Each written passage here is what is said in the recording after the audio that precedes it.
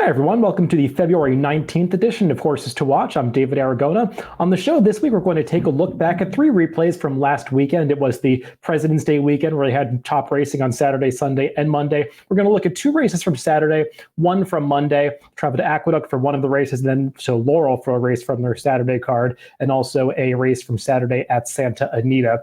Let's begin, though, at Laurel Park. They had a lot of stakes on Saturday, topped by the General George. I want to take a look at one of those undercard stakes races, though. It was the Miracle Wood for 3-year-olds going a mile, and we'll pick it up right from the start. I want to focus on number 3, Dreams Untold, and you'll see this horse goes down to his knees, just completely loses his action. Irad Ortiz is on him, has to just try to regain his balance and steady this horse to keep on his feet, and he just loses all chance at the start of this race. As they pan out, you're going to see he's a good 12 or 15 lengths behind the leaders as they head down the backstretch. Now, Dreams Untold was a heavy favorite in this race, and he just can't overcome a start like this, although he gets pretty close, and he might have actually been successful in this race overcoming that start if he'd gotten a more patient ride. And as you see down the backstretch, the quarters start to go up 22 and 4/5 seconds for the opening quarter. The half is going to go up in a very quick 45 and 2/5 seconds. And rather than wait towards the back of the pack, you see Irad getting pretty aggressive with Dreams Untold. Now, in fairness, the horse is aggressive himself,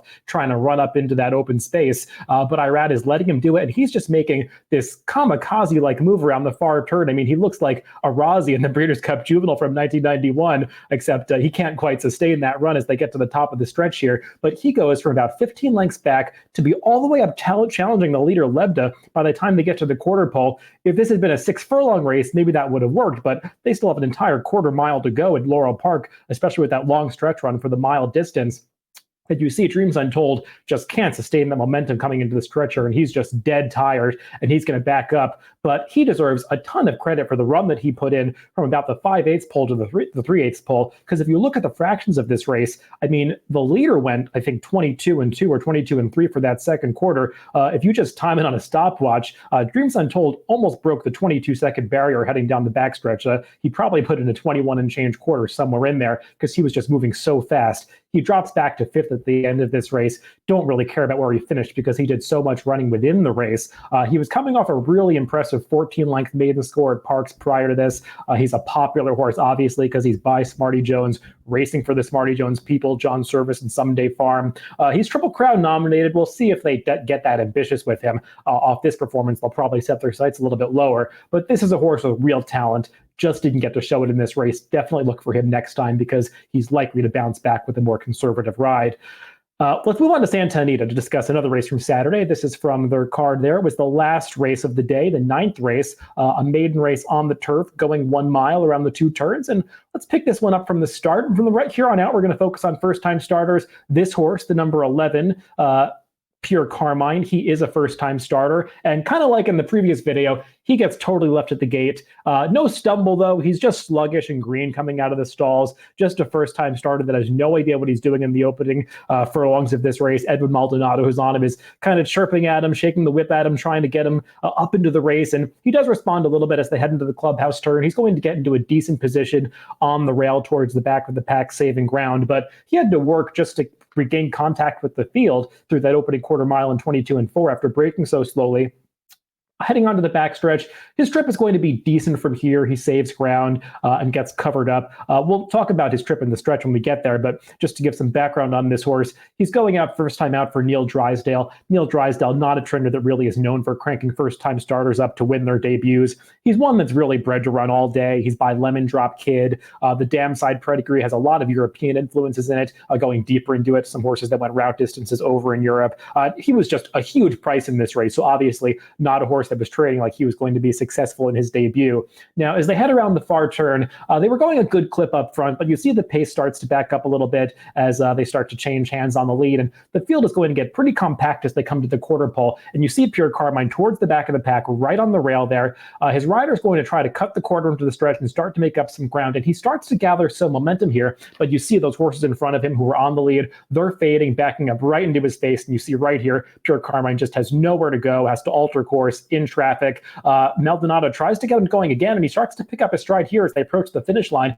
But again, he runs right into traffic, can't ride him across the finish line. Actually, if you continue to watch through the gallop out, he gallops out almost past the leaders. He continues to sustain that momentum as others are starting to pull up, heading into the clubhouse turn again. So this is a horse who really is just a galloping type without a strong turn of foot, but he has more ability than what he showed in this race. And just given that he had to work out some kinks first time out, I think he's very likely to take a step forward in his second start, and also a horse that might appreciate more distance than a mile in the future. So look for him when the distances start to get longer out in California.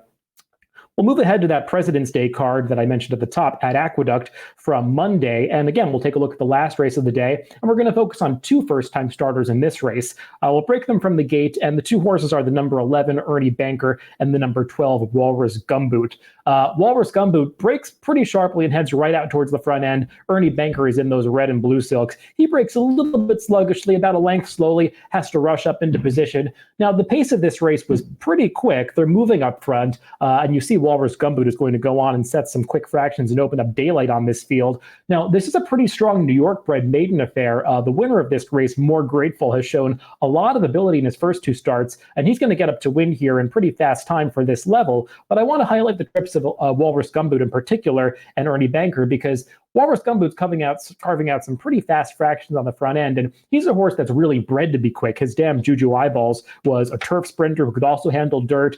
She was really known for setting some quick fractions in her races, and he starts to get a little tired here as they come to the top of the stretch, but note that he's going to turn away this speed horse that's challenging him at the top of the lane, whereas Ernie Banker was just racing a little bit greenly on the turn. He's going to duck inside here, and he'll make up some ground towards the end of this race while racing down inside, never really getting off that inside path. Walrus Gumboot, though, he's going to start to hit the wall here as they get to the 8th pole. You see the winner, More Grateful, ranging up, and when that horse passes him, he just starts to fall apart in the late stages.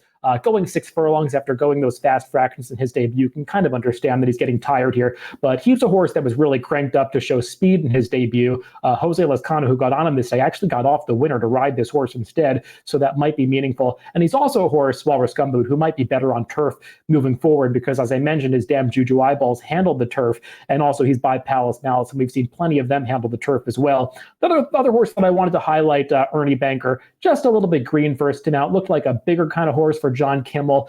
He's a son of Central Banker without a ton of dam side pedigree, but just when you saw him come out on the track and parading before the race, he's just an impressive looking horse who seems like one that might be able to do better in the future, maybe when the distances get a little bit longer. I like the way he finished up that race, though, even though he was down inside most of the way, taking a lot of kickback.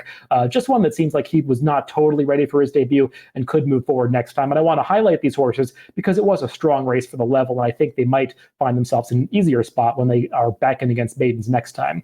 So hopefully we can make a score with one of these horses in the future, because I think they're all likely to do better with some more favorable trips in their subsequent starts. Those are all the replays for this week. I'll be back again next week on Horses to Watch to discuss 3 more trips.